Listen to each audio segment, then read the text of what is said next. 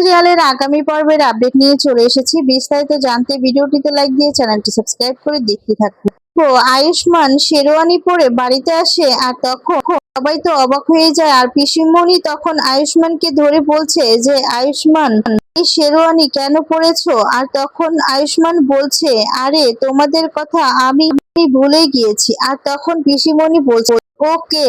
আর তখন দেখা যায় এদিকে বলে যে কার কথা বলছো, কাকে কাকে বলছো? আর তখন আয়ুষ্মান বলছে এক্ষুনি ডাকছি। এই বলে আয়ুষ্মান ডেকে বলছে যে ভিতরে আসো। আর তখনই বধূ বেশে এক মেয়ে বাড়ির ভিতরে দেখা যাবে আয়ুষ্মানের সামনে আর বাড়ির সকলের সামনে এসে দাঁড়ায়। আর তখন দেখা যাবে বধূ বেশে এভাবে দেখে তো মেয়েটিকে সবাই খুব বেশি অবাক হয়ে যায়। আর সেই সময় পিসিমণি বলছে যে এই মেয়ে কে? আয়ুষ্মান।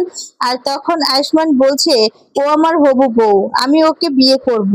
ও আমার জীবন বাঁচিয়েছে, আমার এই নতুন জীবন আমি ওর নামেই বাঁধবো। আর তখন বলে যে ওর কেউ নেই, আমি তাই ওকেই বিয়ে করব। তখন এই কথা শুনে আয়ুষ্মানের মা আর পিসিমণি বলছে তুই পাগল হয়ে গিয়েছিস, কি বলছিস এসব? তখন আয়ুষ্মান বলে আমি পাগল হইনি, আমি ঠিকই বলছি, ওর জন্য আমি বেঁচেছি, তাই ওকেই আমি বিয়ে করব। এই বলে আয়ুষ্মান বধূ কনেকে গেস্ট রুমে নিয়ে যায়।